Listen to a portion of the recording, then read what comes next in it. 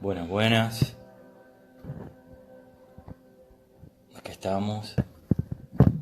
Es mi primer vivo, no sé muy bien cómo poner el telefonito. ¿Qué cuentan? Uy, Lore. Mi amiga brasileira, actriz de la hostia. Hola, hola, hola, hola, hola. Vuelve la pichila, sí, vuelve Graduados. Hola, Mica. Hola, Romero. Querido Juan, gracias por la convocatoria. Ahí está Juan Parodi. Esto es Leer en Casa. En unos minutitos voy a arrancar. ¿Cómo la están llevando? Qué momento, ¿no? Saludos a Montevideo también. Esta es una gran iniciativa de Luis y Maxi con grandes compañeros que están haciendo unas lecturas hermosas. ¿Se escucha bien? ¿Me escuchan bien? ¿Mazo? ¿Qué significa mazo? Es que esto no sé si tiene un volumen. La mujer del portarretratos es mi madre.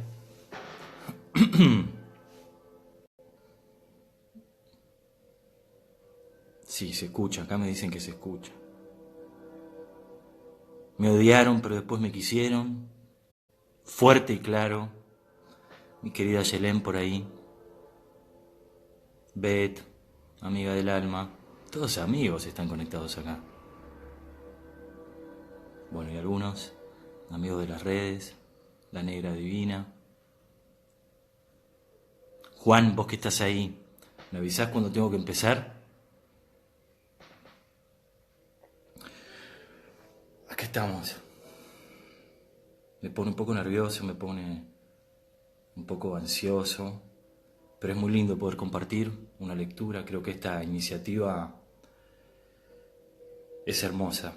Como dice el proyecto Leer en Casa, es un proyecto colectivo para encontrarnos en este tiempo. Leemos para saber que no estamos solos. Está bueno, ¿no? Está bueno. Ay, mi querida TV Trendy, claro que te veo.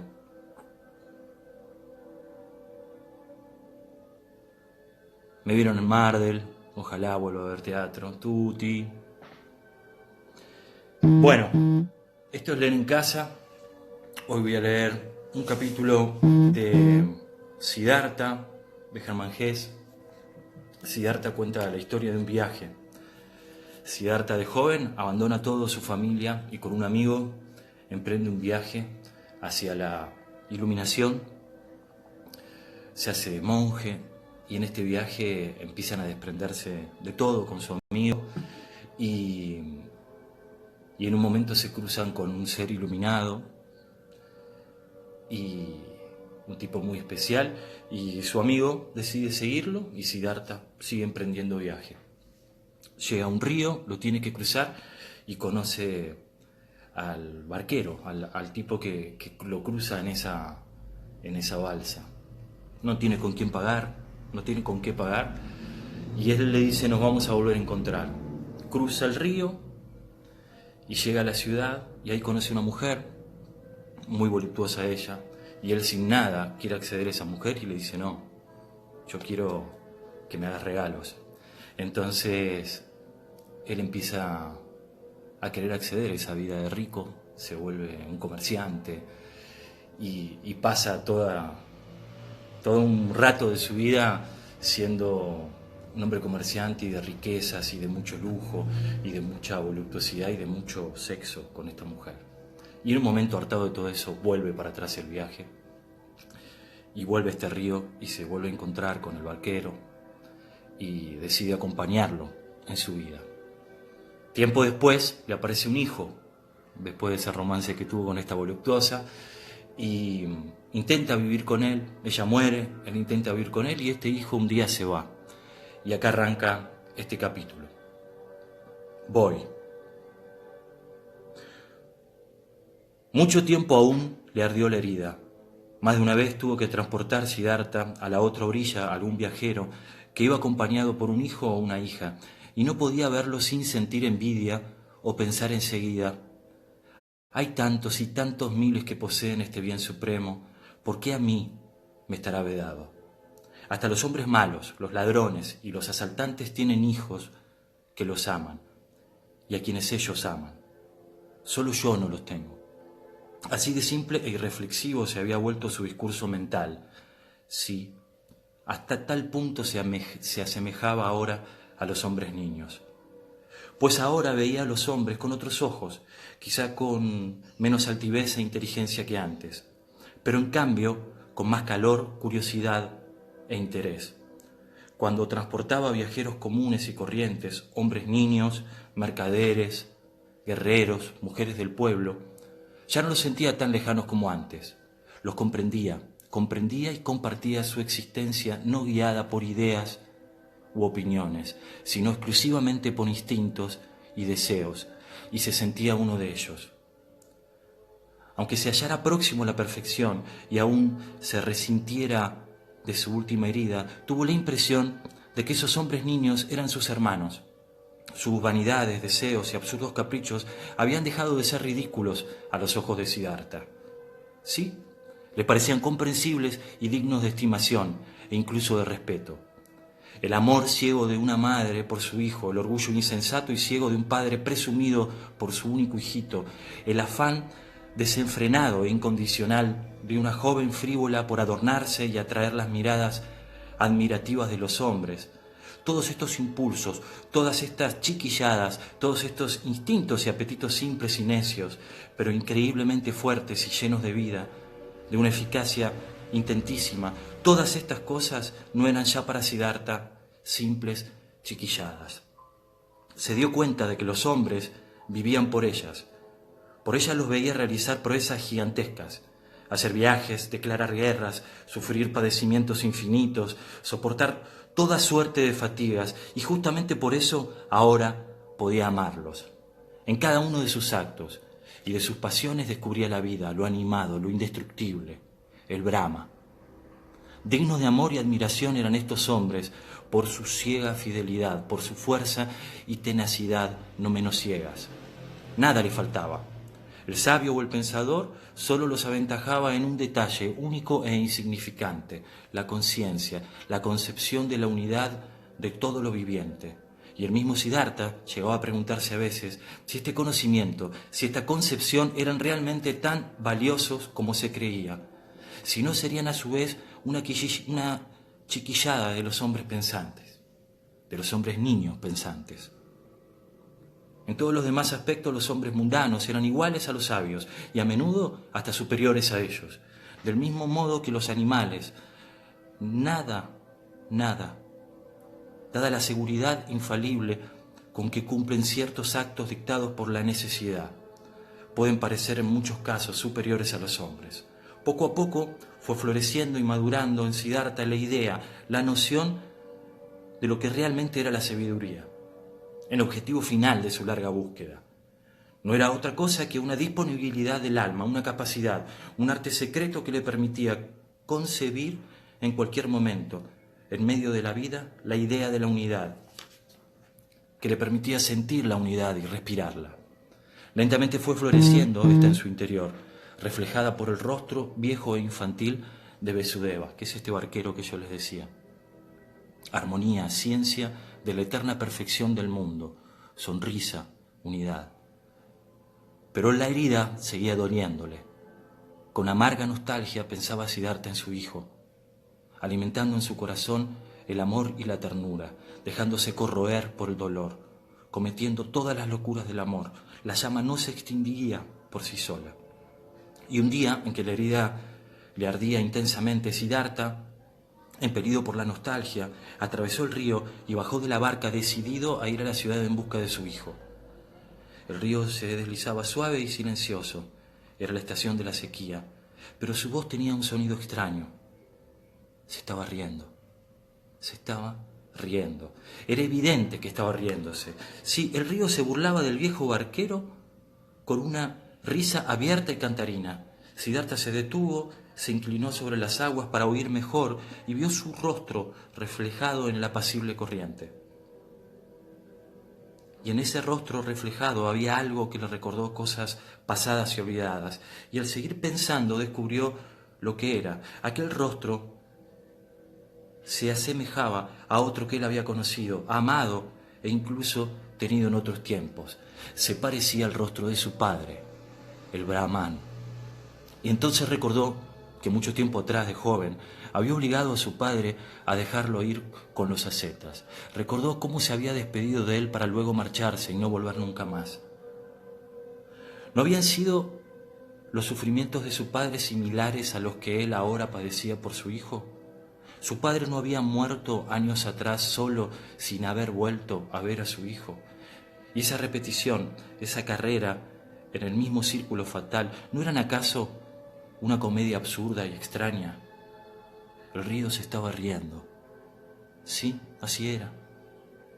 Todo lo que no se terminaba de sufrir o no se resolvía hasta el final se repetía. Siempre se volvían a sufrir las mismas penas. Pero Siddhartha volvió a la embarcación y la enrumbó hacia la cabaña, pensando en su padre, pensando en su hijo, escarnecido por el río, en pugna consigo mismo, al borde de la desesperación, y no menos tentado de reírse de sí mismo y del mundo entero. ¡Ay! La herida aún no florecía, su corazón se rebelaba contra el destino, la serenidad y el triunfo no irradiaban todavía desde su propio dolor. Sintió no obstante un rayo de esperanza, y al verse de nuevo en la cabaña lo invadió un deseo infrenable de abrirle su corazón a Vasudeva, de mostrarle todo y de contarle todo a él, que era un maestro en el arte de escuchar. Vasudeva estaba en la cabaña sentado y tejía un cesto. Ya no conducía la barca. Sus ojos empezaban a debilitarse, y no solo sus ojos, sino también sus brazos y sus manos. Lo único que no cambiaba era la alegría y la serena benevolencia de su rostro. Siddhartha se sentó junto al anciano y le empezó a hablar lentamente. Le habló de cosas sobre las que nunca antes había conversado, de su ida a la ciudad aquella vez, de su herida dolorosa, de su envidia al ver padres felices, de lo absurdos que eran estos deseos y de su inútil lucha contra ellos. Le contó todo, sintiéndose capaz de decirle todo, incluso lo más penoso y delicado. Sí, le podía explicar, mostrar y contar todo. Le enseñó su herida, le habló también de su huida ese mismo día, de cómo había cruzado el río, niño fugitivo, con el propósito de ir a la ciudad y de cómo el río se había reído.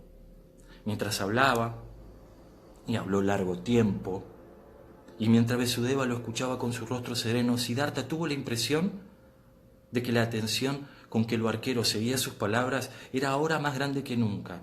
Sintió que sus dolores e inquietudes, así como su secreta esperanza, fluían hasta el anciano para regresar luego hacia él. Mostrarle su propia herida a un oyente como Vasudeva equivalía a lavarla en las aguas del río hasta que se enfriara y se uniera a ellas. Y mientras seguía hablando, mientras seguía explicando y confesando, Siddhartha llegó a sentir con una intensidad siempre mayor que el ser que lo escuchaba ya no era Vasudeva, ni tampoco un ser humano, que aquel oyente inmóvil absorbía en sí sus confesiones como un árbol la lluvia, que era el Dios mismo, lo eterno. Y mientras Siddhartha dejaba de pensar en sí y en su propia herida, este descubrimiento de la transformación operaba en Vasudeva y se fue apoderando de él. Y cuanto más intensamente lo sentía y penetraba en ella, menos se asombraba y más se daba cuenta de que todo era natural y estaba en orden, de que Vasudeva había sido así prácticamente desde siempre, solo que sin tener plena conciencia de ella, y que acaso él mismo se le pareciera mucho. Sintió que ahora contemplaba al viejo Vasudeva como el pueblo contemplaba a los dioses, y que esta situación no podría durar mucho. En su corazón empezó a despedirse de Vasudeva, aunque no dejara de hablar un solo instante. Cuando hubo terminado, Vasudeva fijó en él su mirada afectuosa y algo debilitada por los años, y sin decir una palabra irradió amor y serenidad hacia su amigo, comprensión y sabiduría. Tomó a Siddhartha por la mano, lo condujo hasta su asiento en la ribera, se sentó con él y sonrió al río. «¿Lo has oído reír?», dijo, «pero no has oído todo. Escuchemos atentamente y oirás otras cosas». Y se pusieron a escuchar. El canto polifónico del río llegaba nuevamente hasta ellos. Siddhartha contempló el agua y en ese agua corriente se le aparecieron algunas imágenes. Vio a su padre solitario y afligido por su hijo, se vio a sí mismo solo y atado él también en la nostalgia del recuerdo de su hijo lejano. Vio a su hijo, otro solitario, precipitarse ávidamente por la fogosa vía de sus deseos juveniles, y cada cual pensaba en su propia meta, estaba poseído por ella, sufría por alcanzarla. El río cantaba con una voz dolorosa y nostálgica, y con nostalgia seguía fluyendo hacia su destino. Su voz era como un lamento. «¿Oyes?», preguntó la mirada silenciosa de Vasudeva. Siddhartha asintió. Escucha mejor», susurró Vasudeva. Siddhartha se esforzó por escuchar mejor. La imagen de su padre, la suya propia y la de su hijo se le entremezclaron.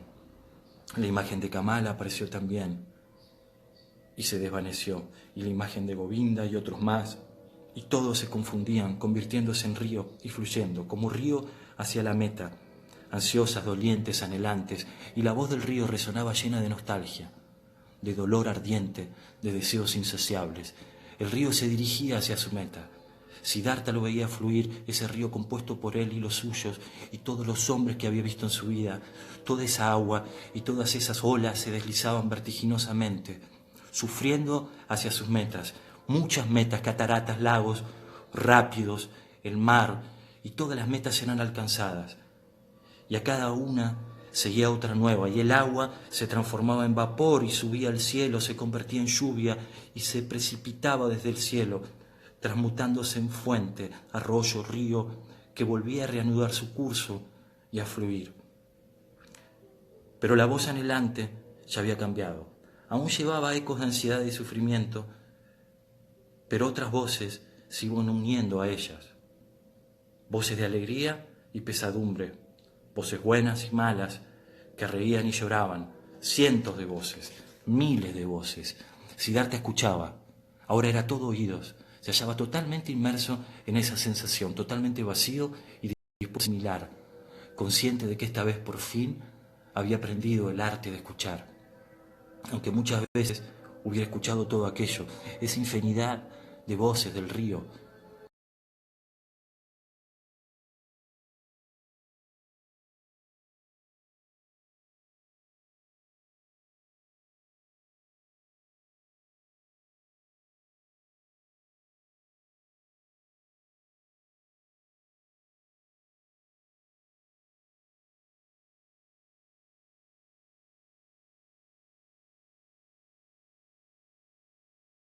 y todo ese conjunto, todas las voces, todas las metas, todos los deseos, todos los sufrimientos, todos los placeres, todo el bien y todo el mal, todo eso junto era el mundo. Todo eso junto formaba el río del devenir, era la música de la vida. Y cuando Siddhartha escuchaba atentamente ese río, aquel canto orquestado por miles de voces, cuando no escuchaba los lamentos ni las risas, cuando no daba su alma a una de esas voces ni se introducía a ellas con su propio yo, sino que las oía todas, percibiendo el conjunto, la unidad, entonces la gran canción de las mil voces se reducía a una palabra, a una sola, y esa palabra era Om, la perfección. ¿Oyes? ¿Oyes?, inquirió nuevamente la mirada de Vasudeva. Con suave brillo refulgía la sonrisa de Vasudeva, iluminando todas las arrugas de su viejo rostro, como el Om se cernía sobre todas las voces del río. Clara era la luz de su sonrisa cuando miró a su amigo, y la misma sonrisa brilló también ahora con la luz clara sobre el rostro de Siddhartha. Su herida floreció, su dolor empezó a irradiar, su yo se había fundido en la unidad. En ese momento dejó Siddhartha de luchar contra el destino, en ese momento dejó de sufrir. Sobre su rostro floreció la serenidad de esa sabiduría a la que no se opone ya ninguna voluntad, de esa sabiduría que conoce la perfección y que se aviene con el río del devenir, con la corriente de la vida, llena de compasión y simpatía, entregada a la corriente e integridad en la unidad. Cuando Vasudeva se levantó de su asiento junto a la orilla, cuando miró los ojos de Siddhartha y vio que brillaban con la serenidad de la sabiduría, posó su mano suavemente en el hombro de su amigo, con la cautela y ternura de siempre, y le dijo: he estado esperando esta hora, amigo mío. Ya que ha llegado, déjame partir. Sí, mucho tiempo lo he estado esperando. Durante muchos años he sido el barquero Vasudeva, pero ahora basta. Adiós cabaña, adiós río, adiós Siddhartha. Siddhartha le hizo una profunda venia al compañero que se despedía. Lo sabía, dijo en voz baja: te irás a los bosques. Me voy a los bosques, me voy a la unidad, respondió Vasudeva, radiante, y se alejó radiante. Siddhartha lo siguió con la mirada, con una mezcla de alegría y gravedad muy profunda. Lo miró alejarse, vio la placidez que emanaba de su paso, vio su cabeza aureolada de esplendores, vio su figura irisada de luz. Bueno, esto fue un fragmento de Siddhartha, de Germán Hesse. Muchas gracias por estar ahí. Y leer en casa es un proyecto colectivo para encontrarnos en este tiempo. Leemos para saber que no estamos solos. Los invito ahora a escuchar a la compañera Susana Pampín, que es @susana.pampin. Muchas gracias por estar ahí. Gracias. Gracias Juan, gracias Maxi. Leer en casa. Nos vemos pronto.